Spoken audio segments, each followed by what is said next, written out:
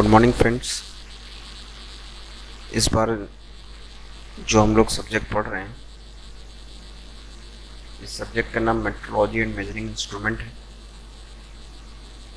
पूर्व में भी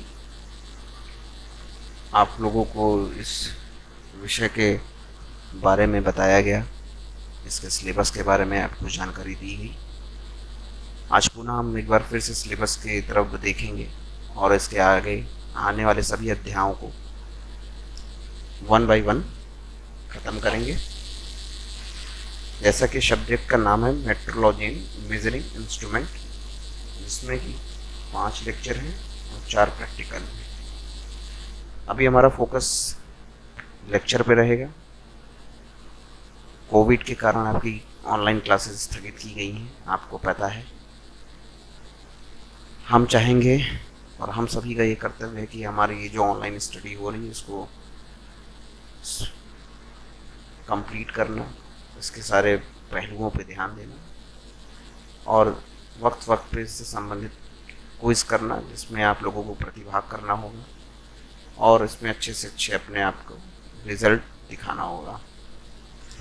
आगे बढ़ते हैं और देखते हैं सिलेबस में क्या क्या आता है। पहले अगर टॉपिक की बात करें तो इसमें इंट्रोडक्शन है, जिसमें हम डेफिनेशन ऑफ मेट्रोलॉजी के बारे में पढ़ेंगे कि मेट्रोलॉजी क्या है, इसकी परिभाषा क्या है, मेट्रोलॉजी के अंतर्गत हम क्या पढ़ाई करते हैं। और मेट्रोलॉजी जो बहुत ही वास्ट एरिया है, आपको बता दूं मैं। देन उसके बाद स्टैंडर्ड ऑफ मेजरमेंट है। किन किन स्टैंडर्ड्स को फॉलो किया जाता है किसी भी आपके प्रोडक्ट को मेज़र करने के लिए, और किस प्रोडक्ट के लिए किस तरह के इंस्ट्रूमेंट की ज़रूरत पड़ेगी, ये सभी हमें ध्यान देना पड़ेगा। देन उसके बाद आता है types of error, controllable and random errors. हम टाइप्स ऑफ एरर भी पढ़ेंगे, कुछ एरर्स भी आती हैं। देन इसके बाद हम देखते हैं प्रिसीजन, एक्यूरेसी, सेंसिटिविटी, स्ट्रेसेस और response time, repeatability, calibration, uncertainty of measurement and interchangeability. Precision क्या होता है, क्या इसकी परिभाषा होगी, प्रिसीजन के अंतर्गत क्या हम बातें करेंगे, एक्यूरेसी क्या होती है। तो ये अलग अलग टेक्निकल टर्म्स हैं जिनके बारे में टाइम टू टाइम पूछा भी जाता है। आपके एग्जामिनेशन पॉइंट ऑफ व्यू से तो पूछा ही जाता है, साथ के साथ ये आपके कंपटीशन के पॉइंट ऑफ व्यू से भी बहुत इम्पोर्टेंट है कि, और जब आप किसी जॉब में इंटरव्यू देते हैं तो मेजरमेंट के पॉइंट या आपके मेट्रोलॉजी के पॉइंट ऑफ व्यू से देखा जाए तो ये जो टेक्निकल पॉइंट्स हैं, ये टेक्निकल टर्म्स हैं, इस पर बहुत ज़्यादा फोकस किया जाता है। तो हम सब इस चीज़ों को आने वाले अध्यायों में और आने वाले समय में इस पर एक एक चीज़ों पे बात करेंगे। इसके बाद देखा जाए तो लीनियर एंड एंगुलर मेजरमेंट शब्द से ही हमें देखने को मिल रहा है। लीनियर एंड एंगुलर, लीनियर एक रेखीय बात कर रहा है, एंगुलर कुछ कोण की बात कर रहा है। किस प्रकार से हम मेजर करेंगे इन इस तरह के प्रोडक्ट का जो कि कुछ लीनियर हो या कोई ऐसा जगह हो जहाँ पर कोई एंगुलर शेप मिल रहा हो, वी शेप आ रहा हो, क्या वहाँ यूज़ करेंगे, किस तरह का स्टील रूल या इस्तेमाल करेंगे कि कैलिपर या इस्तेमाल करेंगे, कौन सा गेज इस्तेमाल करेंगे। तो ये सब चीज़ें हम इस चैप्टर में पढ़ेंगे। आगे बढ़ते हैं, इसमें आता है थर्ड टॉपिक जो हिस्सा है मेजरमेंट ऑफ सरफेस टेंस। जाहिर सी बात है, जब कोई मशीनिंग प्रोसेस जब किसी प्रोडक्ट की जाती है तो प्रोडक्ट पे मशीनिंग प्रोसेस करने के बाद उसकी सरफेस की फिनिश को चेक किया जाता है कि सरफेस की रफनेस कैसी है, क्या क्या उस पर टेक्सचर्स हैं। तो ये सारी चीज़ें हम इसमें बात करेंगे और अलग अलग उसके टेक्निकल टर्म्स, जैसा कि आप यहाँ देख रहे हैं CLA, RMS and RA value. तो इन सब चीज़ों पे हमें फोकस करना पड़ेगा। देन महत्वपूर्ण है चौथी यूनिट, जिसको हम लोग कहते हैं लिमिट्स, फिट्स एंड टॉलरेंस। ये यूनिट आपकी बहुत ही महत्वपूर्ण है, लिमिट्स, फिट्स एंड टॉलरेंस। इस यूनिट में हम कुछ लिमिट्स प्रोवाइड कराते हैं। जब किसी आप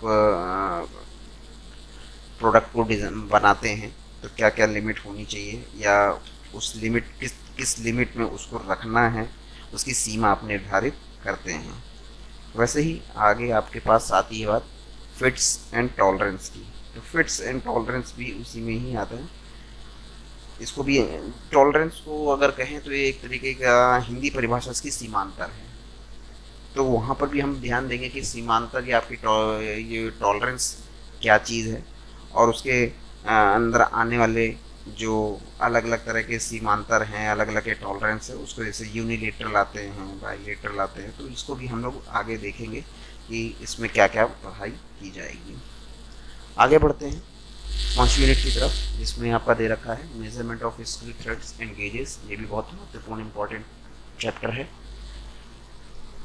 जिसमें हम लोग प्रोफाइल का प्रोजेक्टर वगैरह ये सब चीज़ों पे ध्यान देंगे, फोकस करेंगे।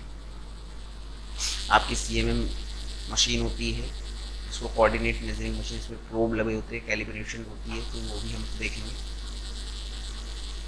टूल मेकर्स, माइक्रोस्कोप की अगर बात करें तो लास्ट टाइम प्रैक्टिकल में आप लोगों को मैंने एक माइक्रोस्कोप दिखाया भी था लैब में।